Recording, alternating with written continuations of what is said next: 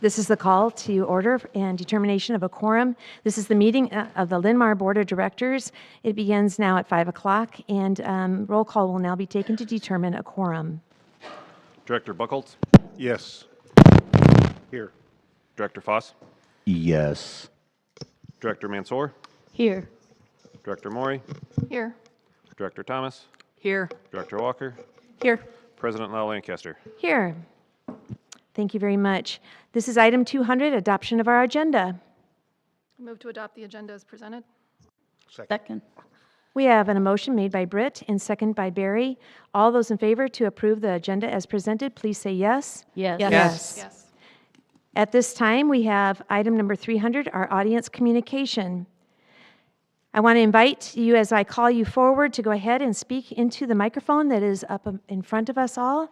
And we ask now that you just speak as you speak. We can receive your comments, but we can acknowledge them, but we cannot return comments to you. We will not be in a dialogue with you at this time. It is not part of our agenda. Your remarks are limited to 3 minutes and should be shared in a respectful manner, of course.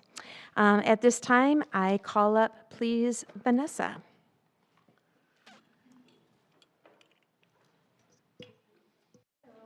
Hi. My name is Vanessa Reno.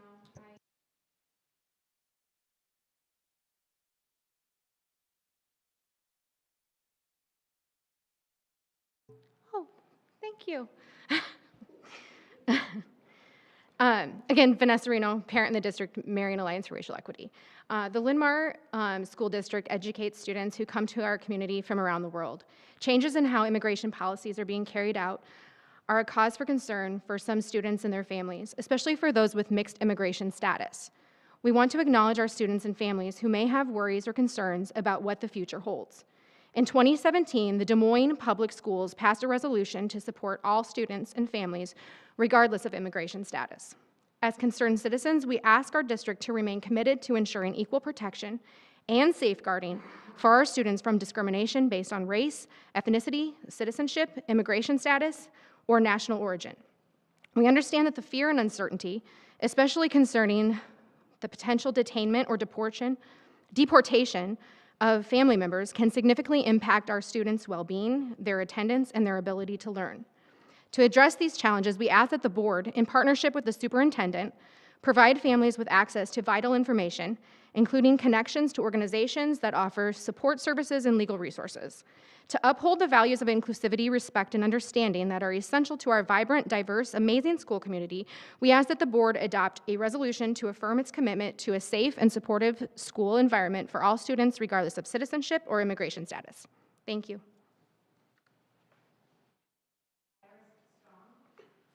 Iris Strong, please.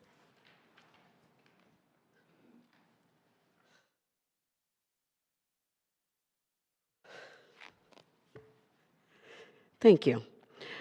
I am Iris, prior employee at Linn-Mar. We encourage you as a district board to take action to protect and support all of our students. We want you to affirm our district's commitment to ensuring every Linn-Mar student feels safe, valued, and supported, regardless of their citizenship or immigration status in the resolution we sent last week. This resolution is not just words. It is a promise backed by clear actions. ICE requests go through the superintendent. Schools are safe zones. No immigration status inquiries. Equity and respect for all. Support for affected families. Training for staff. Standing up for students. Emergency protocols. Community partnerships. This resolution is about action. We are making it clear Linn-Mar stands with all students and families and will do everything in our power to protect them and ensure that they have uninterrupted education. How many here in this room tonight standing together in support of our district to take a stand alongside our immigration students, families, and communities? Thank you. Let's keep showing up together in supporting all of our students and our families. Thank you. Thank you. At this time, we have Brianna.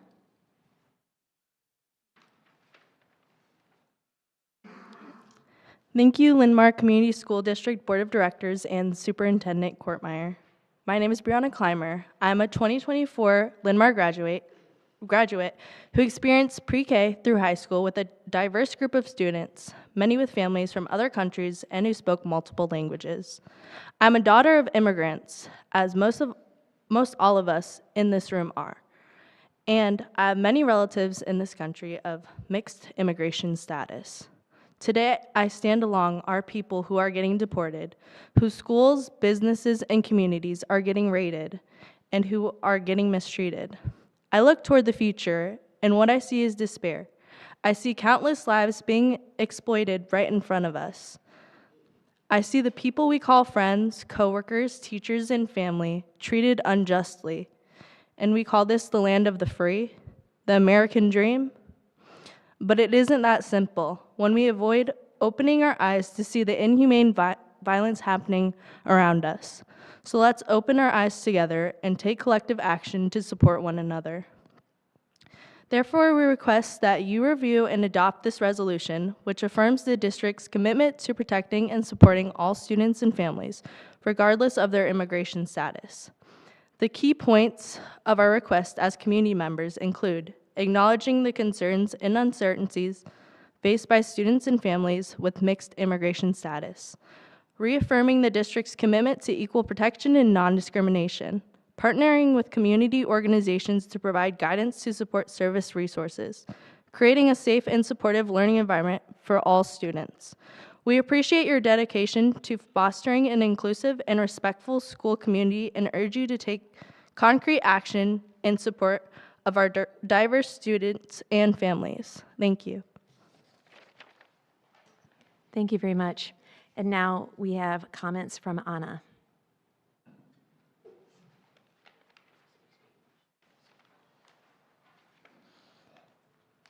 Hello, my name is Ana Yolanda Gonzalez, known to you as Anna Clymer. I call myself an adopted refugee who fled horrors from my home country very few could imagine in this community. I didn't ask to be born where I was, and I didn't ask to be adopted to Iowa, but I was adopted into privilege and was able to be naturalized as a citizen. What one could call documented and make a life here for myself and my family. My children have both experienced the district from K through 12, and I still have a high schooler. I have also been in residence in the district for over 23 years. I have nieces and family members of mixed immigration status, including some at Kirkwood. I have reached out to professors that also are wondering what they do with their DACA students in their universities and colleges. Thinking about the mixed immigration status students, both here as well as in universities, I feel very blessed that for what I have, but distressed in all the moments that cause people who are of mixed immigrant status and how they're being treated inhumanely, like criminals.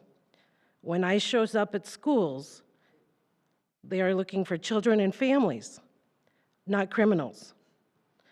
I am also here as part of the Marion Alliance for Racial Equity, whose vision is for Marion to be a welcoming, just, and racially diverse city where all people of color feel a sense of belonging and thrive. And I hope you will join us in stating that to our families, our children, and our communities that are in fear right now. Thank you. Thank you for your comments. That is the close of our audience communication. We will move on now to item number 400, our mission moment. This is at a time when our board of directors share something they've experienced within the district in the last couple weeks. Would anyone like to speak to this? Yeah, I would like to mention we were all invited to the Metropolitan Orchestra Festival this weekend. I was able to go. I've gone several years, but this was my first year as a parent, so I got to wear both experiences. But okay. This is a partnership with 5 school districts, including Linn-Mar, that brings together, this year it was 525 students from 5 different districts. 217 of those students were our Linn-Mar students from grades 6 through 12, and they got to perform at the Paramount. And it's just such an amazing opportunity for those kids to experience not only performing with peers across 5 different districts, but to perform on such a professional and amazing stage.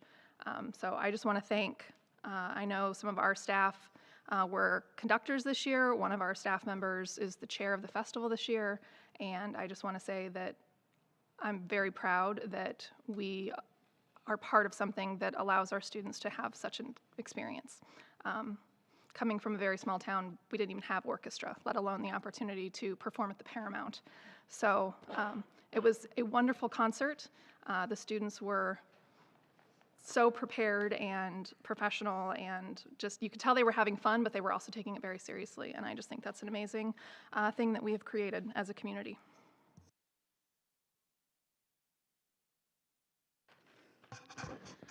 So on Friday, I went to the Athletic Hall of Fame induction ceremony here at Linn-Mar, and we recognized 6 individuals, and all of them were there.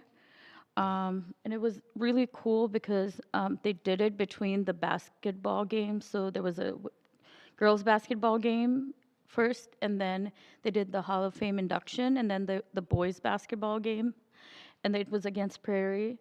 The girls' basketball game, I will not go in detail, but the boys' basketball game, apparently both the teams were very, they're both ranked, and we actually won.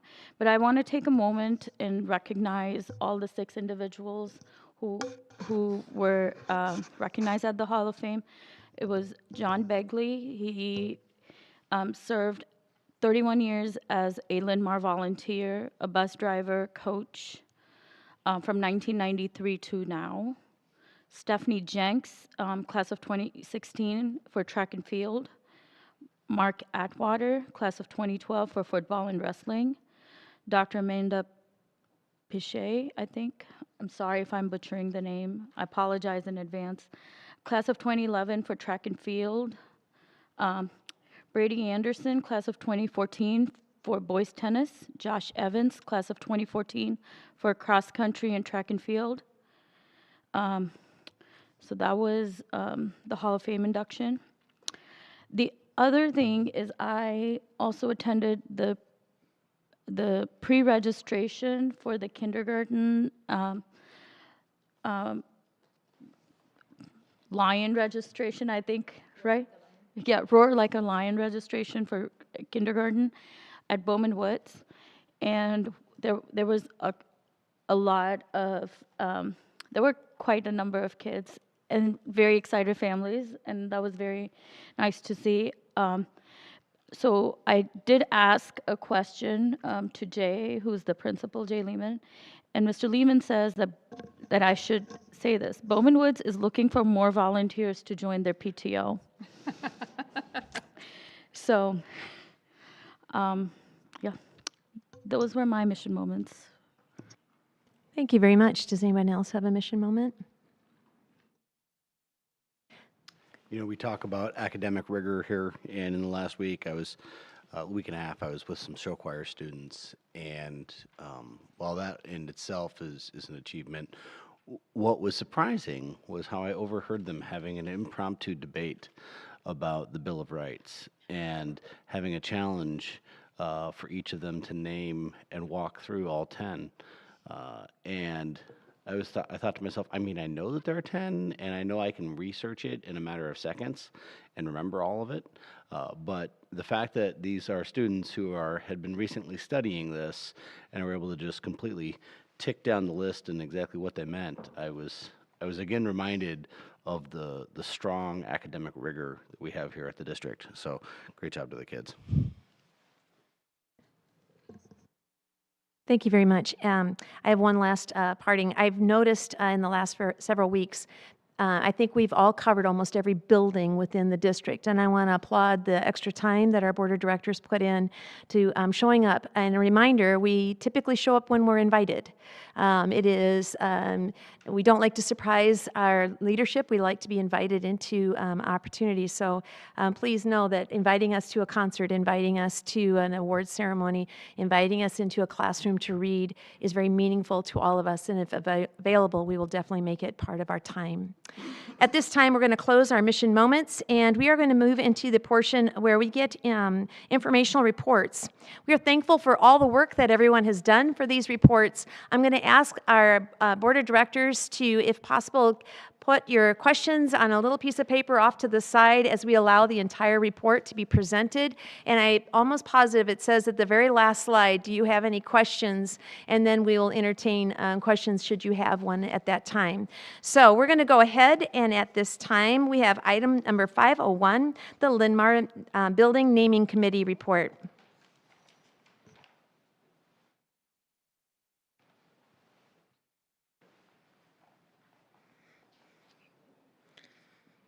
Good evening. My name is Kaya Hinkle. My name is Mehal Ragwani, and we're both seniors at the high school. Tonight we'll be proposing a couple new names for this new administrative building and the former LRC. To begin with, we had a wonderful committee a part of this naming process. We had a handful of staff to help guide us in understanding the purpose of the administrative building and also the history of our LRC building. To begin with, we had Mr. Niedert, Mr. Hutchinson, Renee Nelson, and Riley Seymour as part of our staff. We also had 6 students, me, Mayhall, Allie, Lily, Lexi, and Prince. We included 2 high school council student council, and then 2 from Venture Academics and 2 students from Compass. The Venture and Compass are well known in the LRC buildings, so we wanted to make sure that they were included. For this naming process, we first established guidelines. We used guidelines that matched for renaming the Hazel Point and Boulder Creek buildings. To create this naming process, we used a Google form and promoted it in the high school building, and we also promoted it in academic assemblies. We wrote announcements for the LMTV, and we also shared with the community through principal and district newsletters, social media, and district websites. For the scoring criteria, we evaluated every name submitted on the following criteria: its relevance, memorability, pronunciation, distinctiveness, and our overall impression. We also pulled forward name suggestions that were not selected for Boulder Peak and Hazel Point, provided they met the guidelines that were established. The name recommendation that we had landed on for the former LRC building is the Academic Excellence Center. We strongly feel that the Learning Resource Center no longer is a good fit for this building, and just like the Colton Center and the Learning Center are dedicated specific spaces as an extension of our high school, we feel like the word center should be applied to the former LRC as well. The name Academic Excellence Center is also very inclusive, we feel, to the students of Venture, Atlas, and Compass, all of which utilize that building. Our names recommended for this admin building are Creekside Administrative Building, Ridgeview Administrative Center, and Educational Leadership Center. We considered historical and geographical connections to this new building and felt that these best fit the location and the function of the building. We also agreed that it would help the general public in understanding the purpose of this building by defining it clearly in the name. That is all we have. Thank you so much for your time. Thank you. Thank you so much for your dedication and your hard work, and we appreciate the way that you've gone about explaining how you came to your recommendations and all the different ways you invited people into the conversation. We will be bringing this item up for discussion later in our meeting today, so thank you very much for providing us research for that information. At this time, we will be we have a live, thank you, Mia, will be coming to us as this is our auditor's report, item number 502.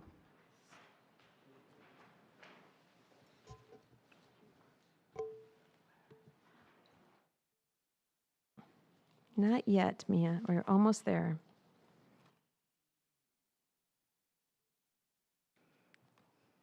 You hear us all right, Mia? This one says off.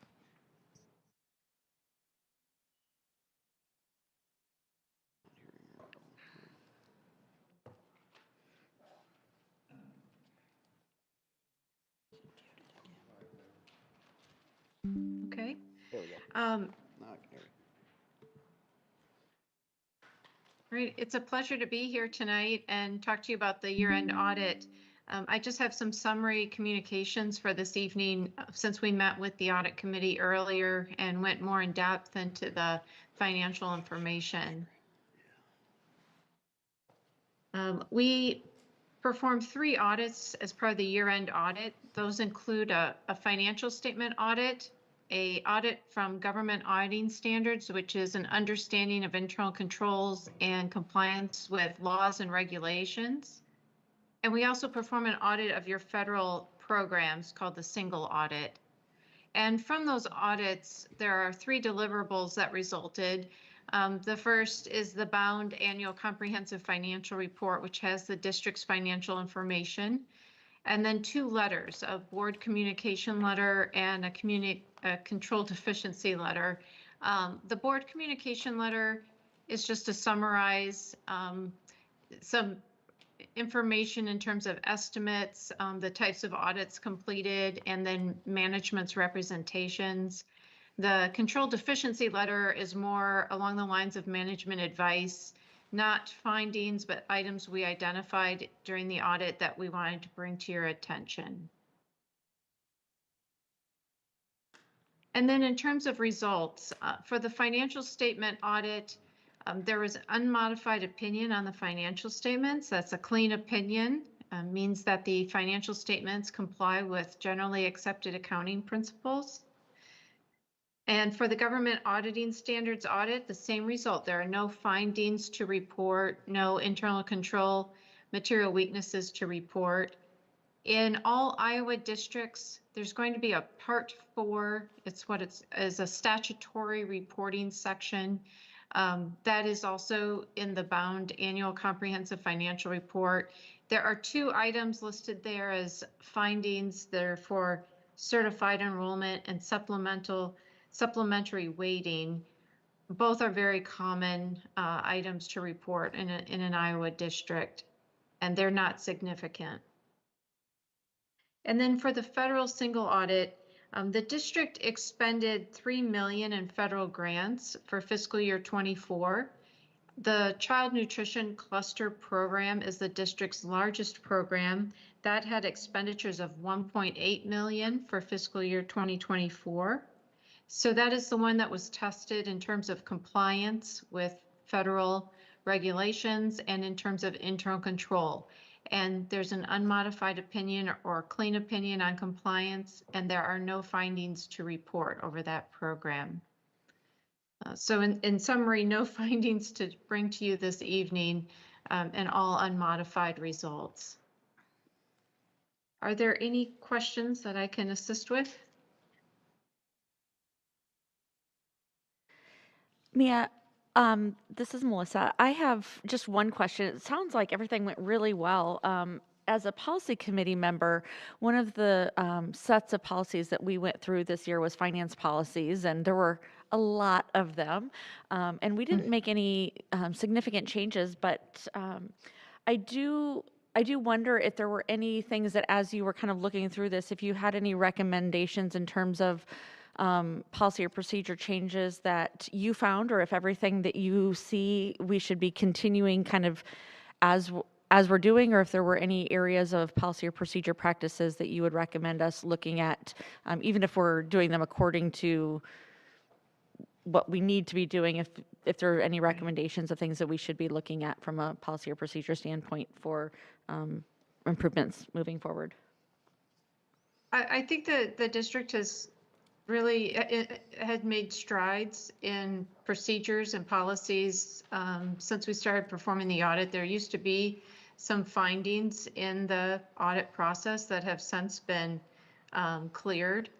And so I would just say there's a few items in that control deficiency letter that I would look at. For example, the early retirement, sometimes the dates or the types of documentation that are required to be turned in don't match up with what the plan had said. But there's nothing of significant items that I would bring to your attention tonight. Okay, awesome. Thank you. Thanks. Any other questions for Mia? No, Not just seeing- thank you once again for all your work. Thank you again. Thank you. Appreciate it. Thank you, Mia. Good night. Good night. At this time, we will move on to item 503. This item is the update survey report. We did have Carla, who was going to speak to this tonight. She is the Chief Officer of Human Resources, but she's unable to attend this evening, so we will have Superintendent Amy Kortemeyer. She will be presenting for us tonight.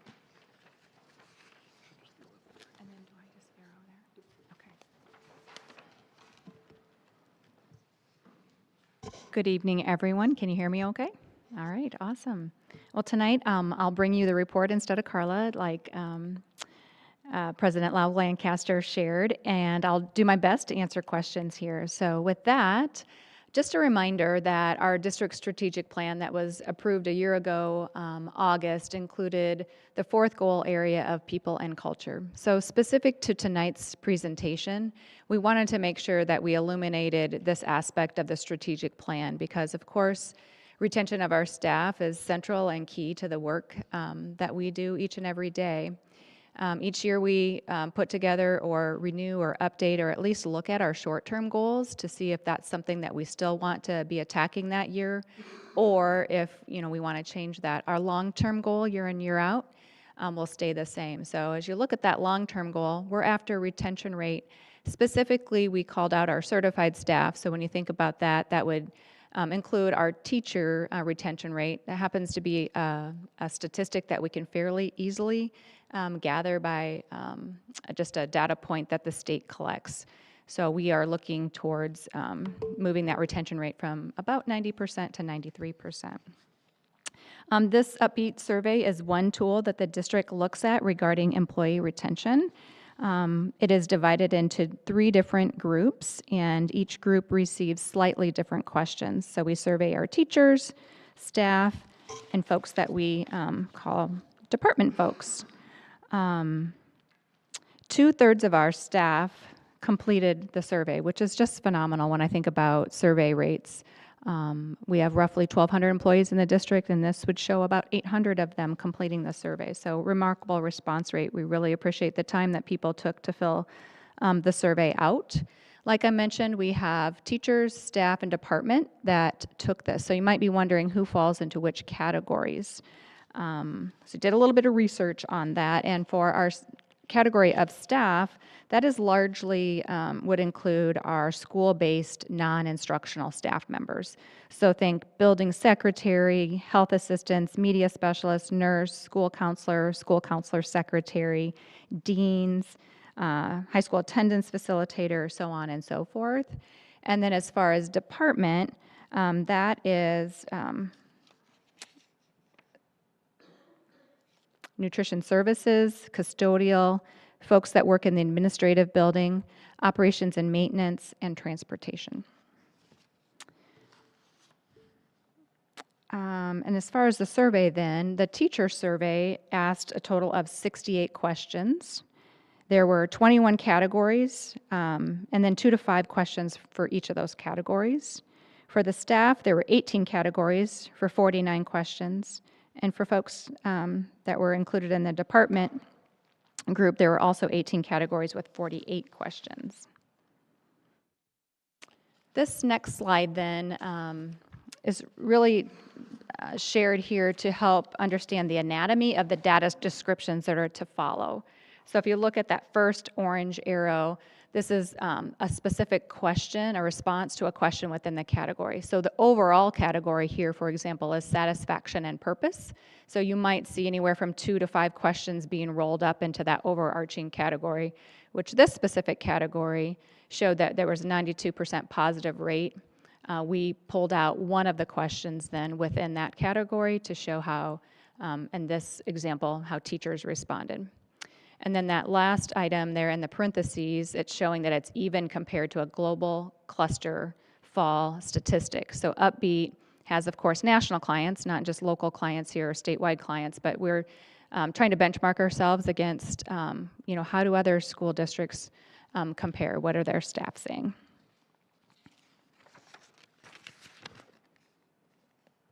And then thinking back to our strategic plan goal about retention, this was key for us to look at, and you can see how each of the groups responded here, teachers, staff, and department. What did they believe their future commitment would look like to the district, to working in their positions? And you can see that overall we've got some positive responses here. We're excited about the 93% positive rate that we saw for teachers. Specific to that question, it's 4%, plus 4% compared to the global cluster there. And then for our staff and our department employees, both an 84 and 83% positive rate, which puts us even. We always want to try to beat that global cluster, but we're pretty happy here. That 93% positive, should that come to fruition, that would help us meet that goal then in 28-29 of moving from a retention rate of approximately 90% to 93%. So we pulled out first some areas of strengths with each of these groups, and then we'll segue into the areas of opportunity. For our teachers, the top 3 category getters were satisfaction and purpose, care and commitment, and in equal opportunities. See that you've got the first one, the question that we pulled out within the category, even compared to the global cluster, plus 1% for care and commitment, and then plus 3% for equal opportunities. And then you can see the specific question that was answered there, or asked there. For our school-based staff, you're going to see some similar themes there. Equal opportunities again comes up, care and commitment, satisfaction and purpose with 92, 91, and 89% overall positive responses there. Slightly below in satisfaction and purpose from the global cluster with that particular question there. And then last but not least, our department-based staff. They responded with self-efficacy, satisfaction and purpose, and work-life balance. So when you think across those 3 employee groups, you certainly see that satisfaction and purpose are coming up across all 3 groups, which is really nice to see. You saw a repeat of school and teacher staff responses as the top category getters in those first 2 slides. And with this one, what's sticking out for these particular employees beyond the satisfaction and purpose is self-efficacy and the work-life balance. And thinking about our areas of opportunity, with our teachers, they noted compensation and career path, work-life balance, and professional development as their categories that were in the bottom tier of their responses. You can see how they did with those responses for those particular questions rolled up into those categories compared to the global cluster. So while in one of the cases we're still above the global cluster, we've got some work to do just in overall that compensation and career path was one of their bottom 3 pieces there. Unlike the note that we've got for the department staff, work-life balance wasn't one that made the top 3 for this employee group with our teacher group. They're not feeling like they have that as much as the other employee group. And then professional development, of course, is coming up here. And the next slide, we've brought both the staff and the department-based staff into the same slide, and you can see where we're falling out here. Both groups mentioning professional development and compensation and career path. And then we're quite not comparable to the global clusters here with these particular areas. So what's shining with all 3 groups particularly is the compensation piece as well as professional development. Something unique to Linn-Mar that we did this year is we worked with a vendor to ask a really pointed question.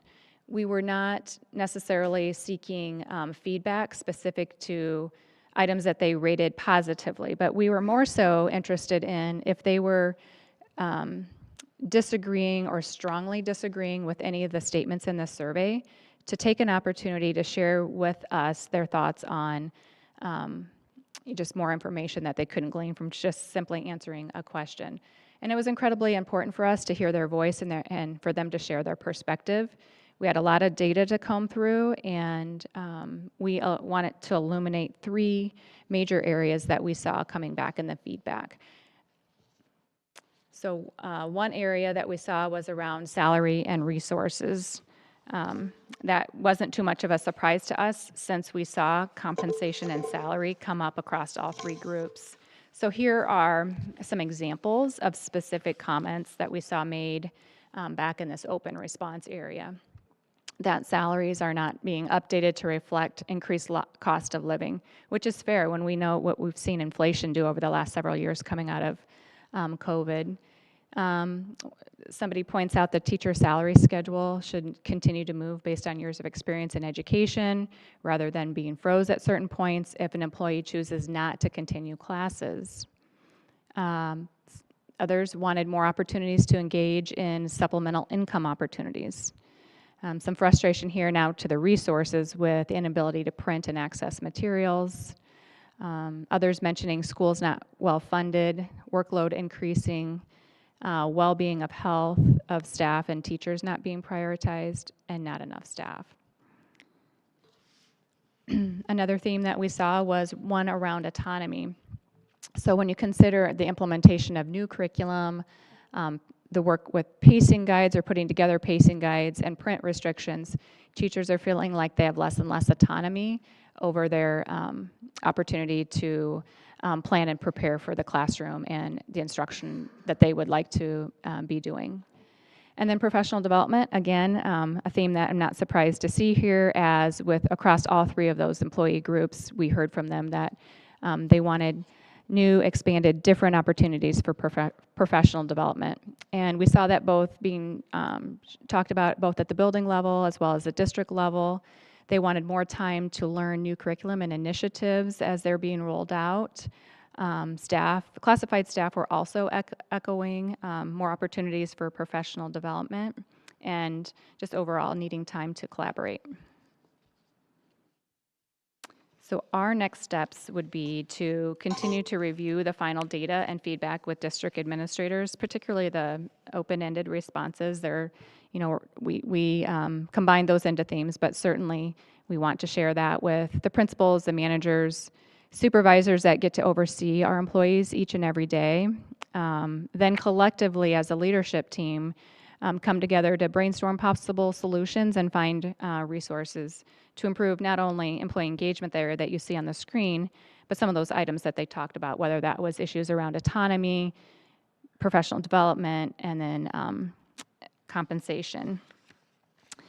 I want to just take a minute to stop and thank and appreciate our 800 employees who took the time to take the survey. There's a lot of promising takeaways from the survey. The retention rates certainly are a hallmark of the survey. The answers that we received there, satisfaction and purpose is heartwarming to see as well. But it does illuminate the areas that we need to focus on, particularly thinking about compensation, professional development, and autonomy, which I just talked about there. And above all, we value our staff and making this district a destination of choice, not just for our staff and our students, but also for our staff. And we'll work to make improvements and appreciate the feedback that we received. And with that, I'd take any questions.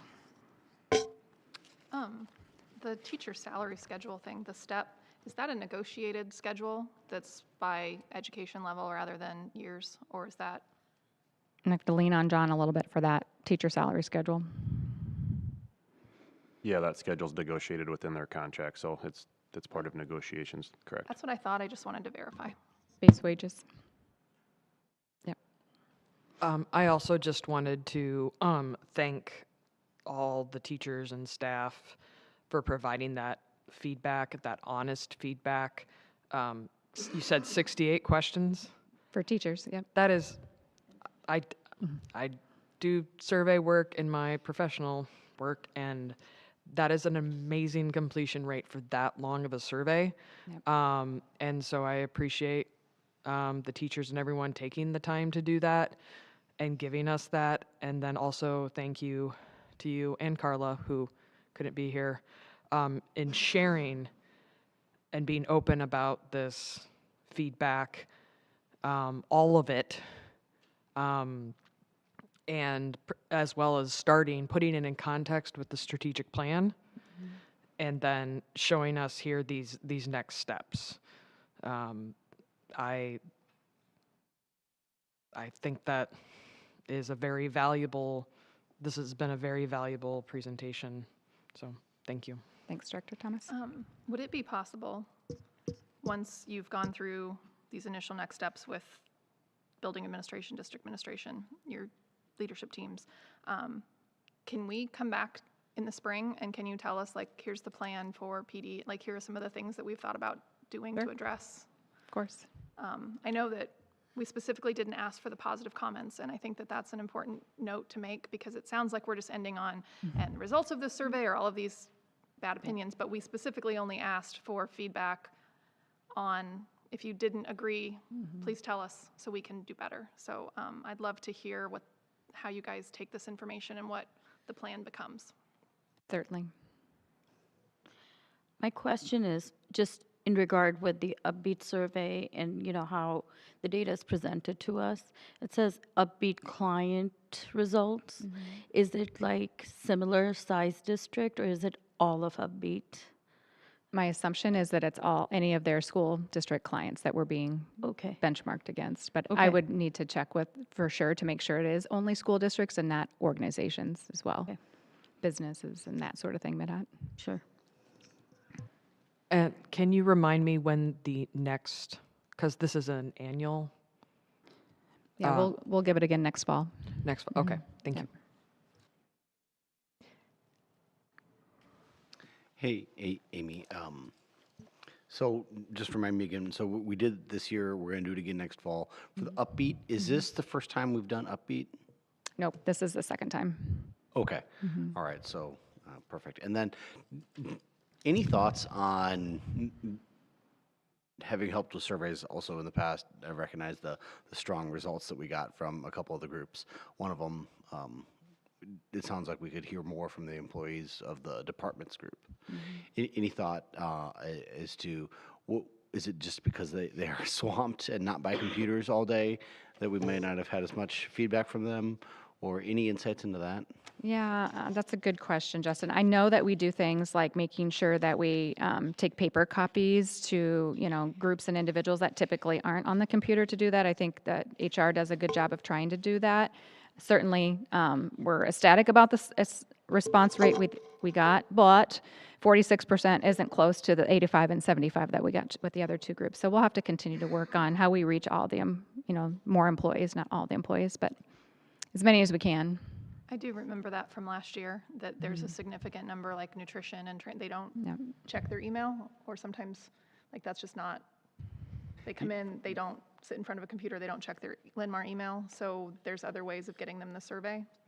So I know that they are working at that, but not everyone in that group actively checks their Linn-Mar email address. Yeah, no, I get it, especially with that line of work. It's traditionally difficult, so I understand that.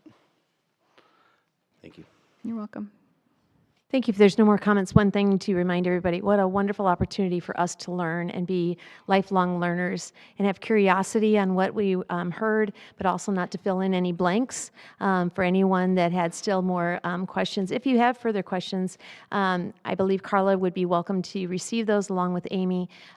This is a working tool. It is part of our board strategic plans, by our board goals, to find out what people really think and work from there. So thank you for your transparency and willingness to share both the glory, I love 90%, and also the challenging in what steps we plan to take forward. So thank you very much. Thank you, Amy. At this time, we will move forward with item number 504, our policy committee report. Laura, I believe you're going to speak to this. Yes, thank you. The policy committee met on February 3rd at 1 o'clock. On the agenda, we started with a very productive discussion on how we can take our current policy on artificial intelligence and make sure we have the resources that the teachers and students and staff need to make sure they're trained and comfortable with the district's policies in AI, and make sure there are expectations expectations are clear for students, teachers, and staff for how we use AI within the district.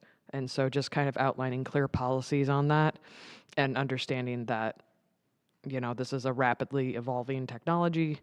And so we just need to be timely with watching those updates and making sure that our policies are up to date with as we can be with technology.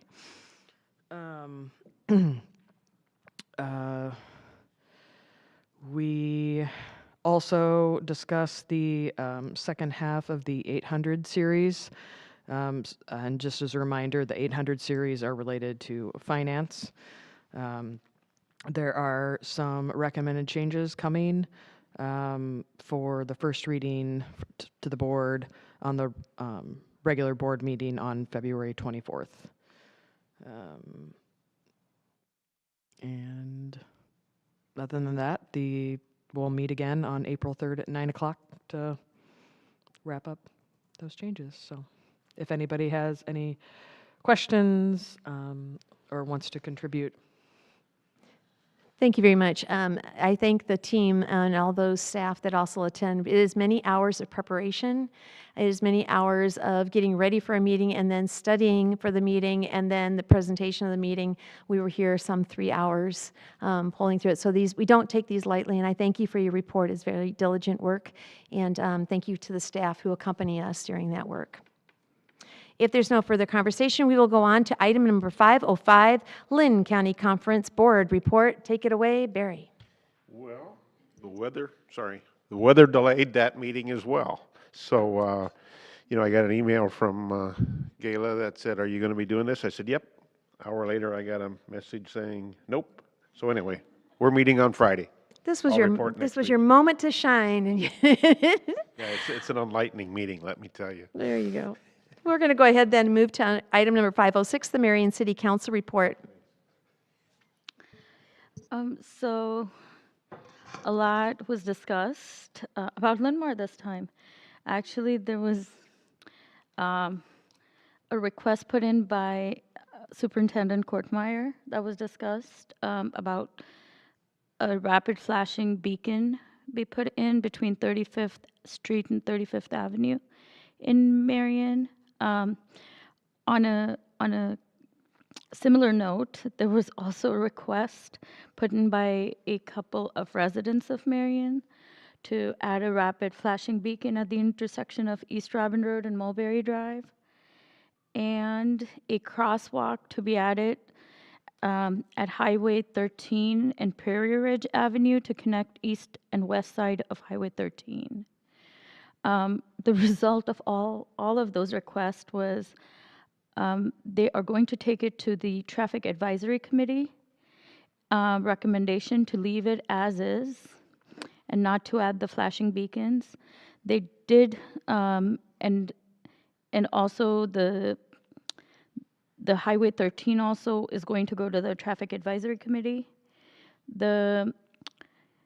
The East Robin and Mulberry Drive, they're not going to put the flashing beacon, but they are going to repaint the pedestrians. They're going to add pedestrian signs and repaint the crosswalk.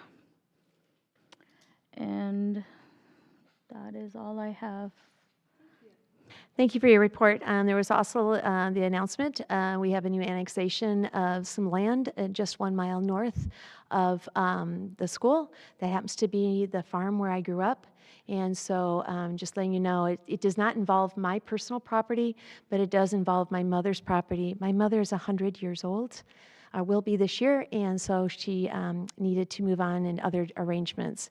It will now be approximately over 100 homes in the Linn-Mar district, and I believe groundbreaking will begin for the property this spring. So there you go. I have new neighbors. So We're going to go ahead now and go to item number 507. This is our legislative report and our IASB Day on the Hill. Who would like to speak? Yeah, I will make sure I'm talking directly into the microphone. Is this better? So we had Iowa Association of School Boards Day on the Hill event just recently in between the last meeting we had here as a school board and tonight. Most of the board was able to attend, and so I commend my colleagues for all of us for either being there or being there in heart and spirit. We met with a lot of lawmakers on both sides of the aisle. That was very welcoming. As we're able to talk about what's important to public schools. We'd hoped to meet with the governor, but she was out of the area on what would be our most important day on the Hill. So it was disappointing that she was not in Des Moines for us to be able to talk with her, but such is the case. We know that there were, in the rotunda of the Capitol every year, there are select districts that get to showcase what's going on with them. There's about a dozen or so, and students with Venture here at Linn-Mar had a display to be able to showcase the great things that they're doing.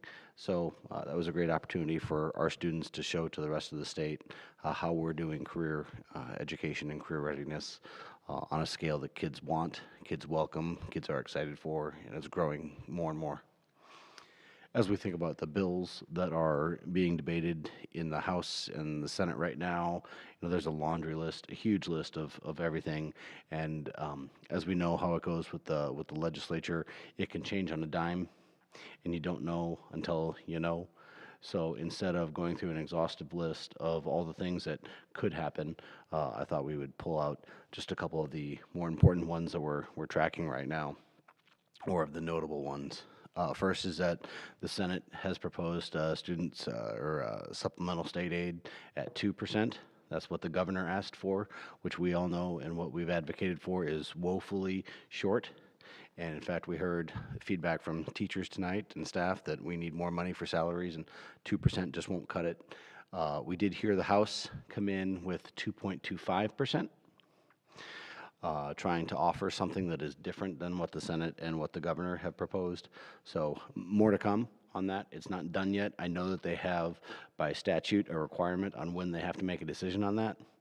They did not follow that last year. So while it is written in paper, it's nothing that we can count on. So we'll continue to monitor where we see SSA as we continue to monitor our own budgets. So more to come on that once we hear exactly where SSA is coming at, but it's very welcoming to hear from the House that they are, that they recognize our needs and that they recognize the costs are above 2%. Some of the other things that we just saw that are kind of new is there's a growing push for a bill to change the name of the Gulf of Mexico to Gulf of America. And so the question will be is just what are the costs as we think about materials for us to be able to implement that on any maps or books. They're also debating changes to the absenteeism law, and that will benefit us a couple ways, but two of the important ones is, first off, it would remove the requirement for certified letters, which we know is a large expense for our district and for districts across the state. So it would allow us to notify families and parents in more cost-effective manners. In addition, it would allow districts to determine attendance implications based upon academic performance. So again, more local control, which is what we're asking for. As we think about other impacts to us, another piece would be a bill that's specifically for school districts that would force a vote for revenue bonds. So right now, if we go out for obligation bonds to taxpayers, then we have to go for a vote. But if we choose to use revenue bonds, such as save dollars, we don't have to go out for a public vote for that. This would require bonds over $5 million to go for a vote. Two others that I have is the bill to adjust the start time for schools to be the second to last Monday in August. So if we applied that this year, right, we would have gotten 4 more days, which probably would have allowed us to be out of school before June. So that's a big one. We've heard that that question from parents. So just wanted to flag that for parents that that's something else that's being that we've advocated for, and that we're hearing potential movement from. And then the last one would be a bill to regulate and restrict cell phones during instructional time. So we already, as a district, have good, strong cell phone policy that works well for our students and for our district, but this is taking it to a state level. So that's the legislative report for now. Are there still 4 different bills proposing 4 different changes to the start date, or is it down to 1 now? I've only seen one, but again, they will merge and we'll kind of see where it goes. But the point is that the start date's being discussed again. Yeah, they had 3 of them last year and none of them went anywhere, and now this year there's 4, so I think that's interesting. The other one, I haven't checked to see if it's moving or not, but there's a bill that proposes banning standards-based grading in grades 6 through 12, and I know how much time and energy we've all put into changing to standards-based grading, so I'd be interested to know how that one moves as well. But thank you, it's a lot of work. I also saw over the weekend the Department of Ed, the Federal Department of Ed, banning or instructing employees to end support for transgender students and the potential implications on mental health services and homeless services that might be provided to those students, and other services that school districts provide to those students. And so I don't know if that's something that has gotten to us yet, and if we're even aware of what the implications might be, but I think that that's something that we need to be following really closely, because I anticipate that could have a significant impact on lots of different types of broad supports that those students can provide. And I don't know all the details, other than that my understanding was something to the effect of, if the people or those that are providing the supports are in any way affirming of those students, then those supports would not be able to be provided. And that could be pretty detrimental to the services that we might have available to those students. So curious what that could look like and what services could be lost for our district. Thank you for bringing that to our attention. Laura and Justin, if you will connect later with Melissa, just so we keep track on that and respect that insight that came over the weekend. Thank you very much. I want to thank the legislators who did find time to meet with us, and even if it meant crowding around a window and sitting in a windowsill and watching Justin sitting on his knees on the floor, because we were just trying so much to just hear and connect with our representatives and our senators. So thank you very much. I know they're doing work right now as we speak, and grateful for them that they speak for students and the wellness of our communities. So thank you very much for taking the time on this matter. Is there any other discussion?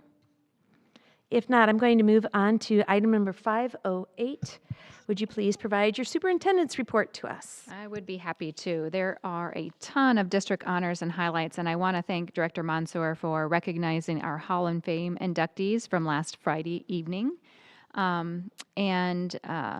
Director Frost also talked about our venture academic students participating, and teachers and staff for the great presentation during the recent Day on the Hill at the state capitol. It was awesome to have them there. They represented Linn-Mar so well. You would have all been so proud of them. So articulate, energetic, excited about what they were there to share. They just made us all so proud. We have some band honors. Congrats to the Hazel Point 6th grade band, the Linn-Mar High School Wind Ensemble, and the Linn-Mar High School Colton Center Jazz Ensemble for being selected as honor bands for the 98th Annual Iowa Bandmasters Association Conference. We also have extended our congrats to directors Stephanie Nuss, Aaron Nuss, and Jennifer Teedy. The conference is going to be in Des Moines in May. There's several student highlights as well as some other staff highlights coming here, but congratulations to Edwin Ramos, Linn-Mar High School senior, for being awarded the Mount Mercy University Elevate Award and Scholarship for Service and Leadership within the community. Also, a shout out to our Linn-Mar High School thespians on their successful performance of the Laramie Project in January.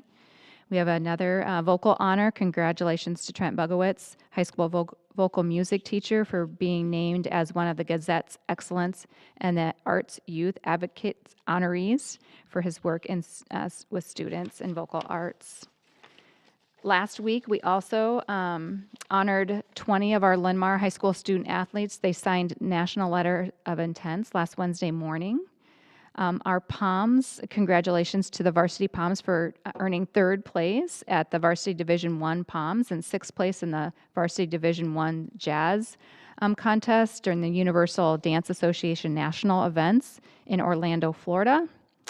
And some art honors. Congrats to senior Emma Larson, who is a recipient of the Gold Key Award in the Scholastic Arts and Writing Regional Competition, and also to junior Gavin Hatcher and senior Maya Furnish for receiving honorable mentions for their CD cover designs in the Corridor Jazz Project.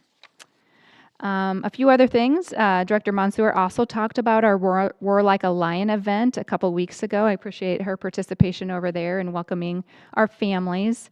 Last week, we also illuminated or highlighted our Roar Like a Lion campaign by doing some extra marketing or communication around the launch of our high school course registration information. Typically, that's come only from our high school, but we wanted to make sure that we were sharing it more broadly on our website and social media to help engage families who might be interested in joining Linn-Mar High School. With our preschool program, we are currently out for requests for proposals for a preschool wrap care program to be on the campus of Lynn Grove Elementary next fall. We are anxious to see if we have people that are interested and willing to do that, and hope, if that's the case, to bring you a recommendation for a PK provider during the next board meeting. As far as our facilities projects updates, the performance venue, we have some structural steel installation for the balcony level and lobby in Area A ongoing. Ductwork installation is ongoing in the auditorium last week, and then this. And then we're switching over to a new electrical gear during spring break. And then later this evening during the work session, we'll talk more about the High School Indoor Activity Center. OPN will be here along with Matt Gillespie from Piper Sandler, and we'll hear a presentation on that topic. And then coming up towards the end of the month, we have early dismissals for elementary, intermediate, and middle school conferences on the 25th and 27th, and a professional development day on the 28th.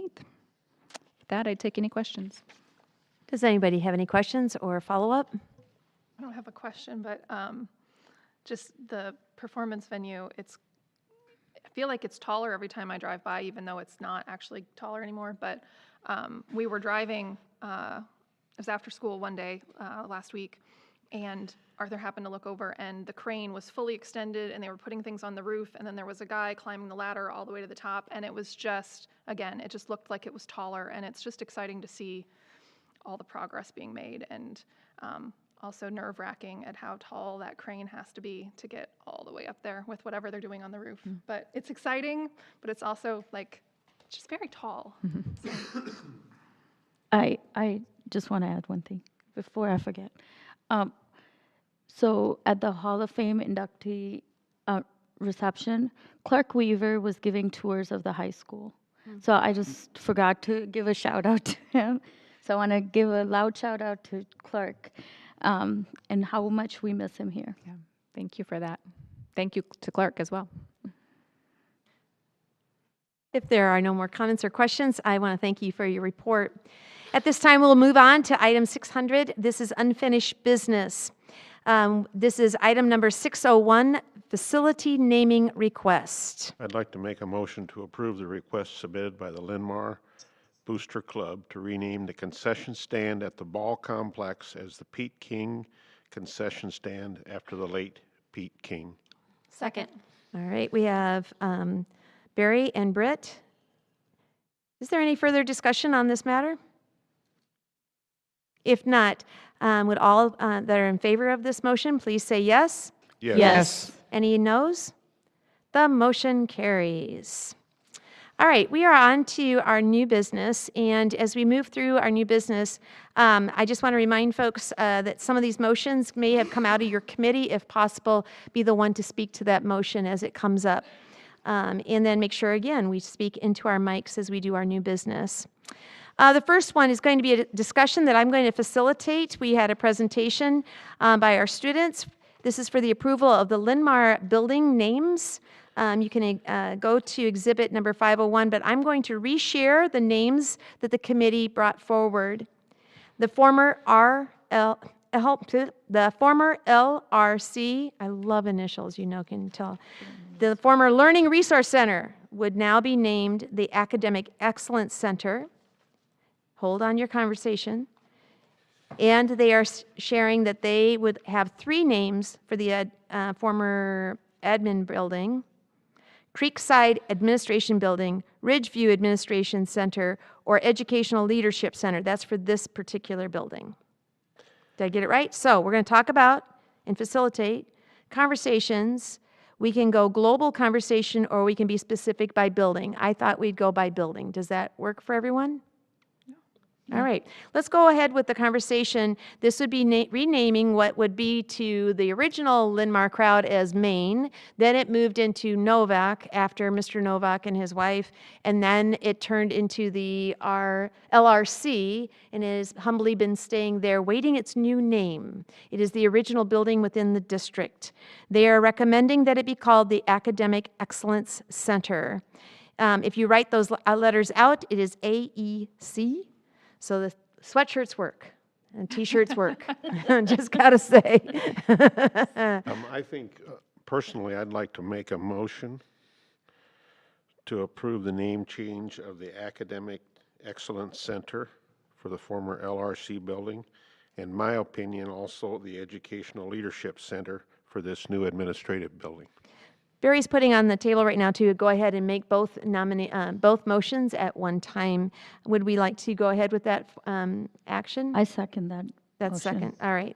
So we're going to go ahead, and that means that we would select out of the names former LRC, Academic Excellence Center, and this administration building would then be known as the Educational Leadership Center. Does everyone agree with the second name, or have thoughts on one of the other ones being your preference? Now we're open to discussion. Thank you. Britt's conversation, does anybody have any concerns or have any other names they would like to put forth or put a pause? How would you like? We have a motion on the table. I agree with the motion. I just want to make sure everyone else gets the chance to consider discussion. the other 2 names. I actually was leaning towards one of the administrative names, if only because that's kind of been an informal name to refer, it's been referred to the administrative building a couple times. So that's why I was leaning towards one of those just for that, but I don't have super strong feelings about it if there's other conversation. But Justin? I hear what you're saying totally. With that being said, I actually like the idea of not using the word administrative in it. So, Excuse me. Justin, you clarification, you do like it or do not like it? I like the names that Barry proposed. I understand the desire to put the word administrative into it. I get that. But I actually kind of like not using it. Thank you for that clarification. I like Educational Leadership Center because this is more than just administrative offices. This is where a lot of PD is going to happen. This is where a lot of planning committees and things are going to meet. Teacher leadership is going to meet here. The PLCs could meet here. There's lots of PD around. I just think that this is where it's more than just administration. It's beyond that. So I agree with the proposed. I just wanted to make sure everyone was heard. Anyone else want to speak? One other reason that I like the ELC is that the Cedar Rapids district, their administrative center is also, I believe, called their ELC. And well, at first I was like, oh, we don't want to have the same name as them. There's also some benefit of continuity of the community all kind of knowing that when you say the ELC for the district, people know what that means. Well, I'm sold. Yep. It's close. Cedar Rapids is the ELSC, Educational Leadership and Support Center, so Well, close, not wow. identical. I Just thought it was longer than We that. like all the words, as many words and initials that we can put on something. That's what I we call love. it ELC. No, I like Educational Leadership Center, ELC. I like Academic Excellence Center. I think the students did a great job leading this process. I really like the fact that we let the students guide this, especially for the new AEC. You know, they're the ones that live and breathe in that building every day, and I think that their feedback is invaluable here. I also want to thank them for coming and presenting the names today and presenting this part of the report to us. I agree with all the comments that have been made about the ELC. This building is more than just the administrative building. There's an educational leadership center will go, I feel like, a longer way. In the future, it can be used for multiple things, you know. Thank you for that feedback. I just wanted to be thankful for the opportunity to share a thought that I am now changing my mind on. I can change sometimes. No, I appreciate the conversation. Like this is why we do this, is to talk it out and have sound reasons, and everything makes sense. So yay. Thank you very much. I think also if you were in our buildings over last week, many buildings had leadership recognitions within their building. Not every leader is a public speaker. Often leader is someone who's willing to grow and be curious and learn more about one another, which happens all the time in this building. I'm going to go back to Barry's motion and Britt, because this is the naming of our buildings. We will. The motion is to now have the new Academic Excellence Center. And the other name would be to call this building the Educational Leadership Center. All in favor, please say yes. Yes. Yes. Any opposed? The motion carries. Ba-dum. Change that, Melissa. Got it. Can you clarify who the motion and the second It was was Barry for? and Melissa. Oh, Minot. I wasn't, I'm like 3 people down now. So motion by Barry and Second by Midhat. second by Midhat. Thank you. Thank you, Barry. All right. We are now going to, at this time, to item number 702, our approval of open enrollment requests. Make a motion to approve the open enrollment request as presented. Second. Who's second? Midhat again. This time it's Britt and Midhat. Is there any discussion? If not, all those in favor, please say yes. Yes. Yes. Any opposed, say no. Motion carries. Motion to approve the consent agenda as presented. Second. Melissa made the motion and it is second by Laura. Is there any discussion? I see a retirement. Thank you very much. Lisa Peterson, who is a Compass Atlas teacher. Congratulations on your retirement. Outstanding. Thank you very much for recognizing that work and accomplishment. Any other conversation? If not, all in favor say yes. Yes. Any opposed? Motion carries. This gets us down now to item number 900, Board Calendar, Communications, and Committees. Just a couple things to note for your calendars. February 13th, we have a board visit to Westfield Elementary at 8:30 in the morning. On the 24th, we have a Board of Directors meeting and also will include a work session. It begins at 5 o'clock. On March 6th, we have a board visit to Novak Elementary. And on March 6th, we also have a Marion City Council meeting. I just need someone to take that meeting. I can do it. Thank you very much. That's Midhat's going to take that meeting. We're moving on to the next page, March 8th. We have the Foundation's main event. Make sure you get your tickets. March 11th, we have the Marion State of the City. You have been invited to attend. That's a luncheon. You should have received an email. It begins at 11:30. Just put that on your calendar, and you do need to make a reservation. And it is downtown Cedar Rapids. Yep, this downtown time, at the to make DoubleTree. sure. Thank you very much. Thank you for that reminder. I'm going to drive to Collins Road and sit there wondering where everyone is. Yeah. And Gayla's making reservations for whoever Correct. of us is attending. I was also going to clarify that the main event location has changed from previous years, that it It's is at the also DoubleTree. at the Thank you. DoubleTree. Thank you for that heads up on that one, too. So, Thank and you. and it's the 40th? Is that right? I think so. Yeah. Sure. The black and red gala, so. I'm going to go ahead and get more information. We have spring break, March 17th through the 21st. We have another Marion City Council meeting on the 20th, although it's over spring break. Is anybody going to be in town that could attend that? I'm sorry, when is that? Guess Katie's going to that one. All right. Woo-hoo. All right. March 22nd, we have at 6 o'clock Lion Learning Session. March 26th. I said 26th, didn't I? Nope. March 26th. Lion Learning Session. And then we have March 31st. We have another Board of Directors meeting and a special session. All those on your calendar. All right. At this time, we have item number 902. This is board communications. And I'd like to read the following announcement, just so that we have full clarity on all of this and transparency. I'd like to re-announce the results of a written tally conducted during the board president election on November 11th, 2024. The floor was opened for nominations.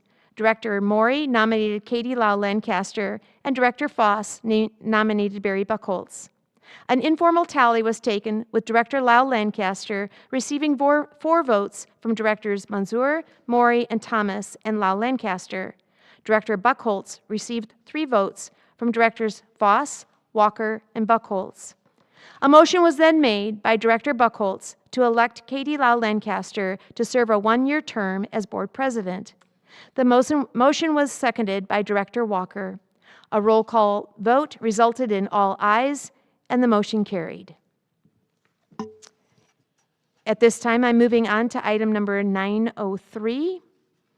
No, that's just clarification. Make a motion to Thank you. adjourn at 6:17 PM. 6:17. Who's second? Give it to Melissa. Melissa, you got it. Melissa, second. Do we have a motion to adjourn and a second? All in favor, say yes. Yes. Yes. And now, any opposed? No. We are now on a pause.